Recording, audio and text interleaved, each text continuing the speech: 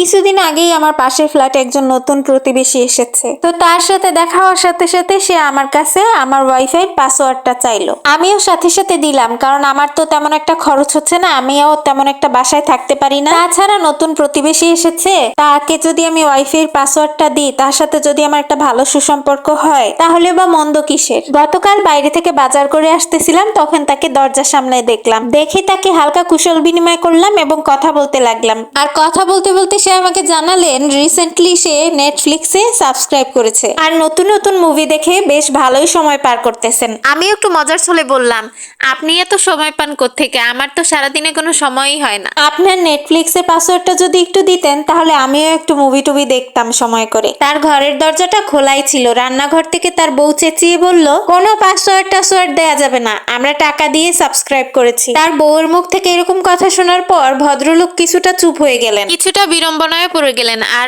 অপ্রস্তুত একটা হাসি নিয়ে তারপর আবার আমার সাথে কথা বলা শুরু করলেন। আমিও সবকিছু বুঝে না বোঝার ভান করলাম, কিছুটা কথা বলে তারপরে কিছুক্ষণ পরে পাশ কাটিয়ে চলে আসলাম। রুমে এসে আস্তে করে দরজাটা বন্ধ করে দিলাম। কিছুক্ষণ পর ভদ্রলোক আর তার বউ সজোরে আমার কলিং বেলটা বাজাতে লাগলো। দরজা খুলতেই তারা জানায় তাদের ওয়াইফাই নাকি কাজ করতেছে না, নেটফ্লিক্সে ঢুকতে পারতেছে না, মুভি দেখতে পারতেছে না। আমাকে একটু নেট কানেকশনটা চেক করে দেখতে বলতেছে। তারপরে কথাটা শোনার পরে আমি একটু মুচকি হাসি দিলাম, নিজেকে একটু সামলে নিয়ে তারপরে বললাম, ওয়াইফাই পাসওয়ার্ডটা আমি নিজেই চেঞ্জ করেছি, যেহেতু বিলটা আমিই দিই, তাহলে অন্যকে কেন আমি চালাতে দিব। তারপরে তাদের দুজনের চেহারা যা অবস্থা হয়েছিল সেই কথা নাইলে নাই বললাম। এরপর থেকে আর ওই প্রতিবেশীর সাথে কোনো সম্পর্ক রাখিনি, দেখা হলেও আর কখনো কথা বলিনি। গল্পটা শুনে খুব ভালো লেগেছিল, তাই আপনাদের সাথে শেয়ার করলাম। তবে এর থেকে কিন্তু কিছুটা শিক্ষা নেওয়াই যায়। কারো প্রতি স্নেহ, ভালোবাসা, আদর, সম্মান এগুলো আসলে পারস্পরিক হওয়া উচিত, একদিক থেকে কখনোই নয়। আসলে একতরফা কোনো কিছুই ভালো না, যে যেমন তাকে ঠিক তেমনটাই ফেরত দেওয়া উচিত। কেউ আপনার সাথে দিনের পর দিন খারাপ ব্যবহার করেই যাবে আর আপনি সহ্যই করে যাবেন, এতে করে সে আপনাকে নরম পেয়ে গরম দেখিয়েই যাবে। কেউ যদি আপনার সাথে খারাপ ব্যবহার করে, তাহলে আপনিও তার সাথে খারাপ ব্যবহারটাই করুন, এতে করে দেখবেন তার করা ভুলগুলো তার চোখে উজ্জ্বলভাবে ফুটে উঠবে।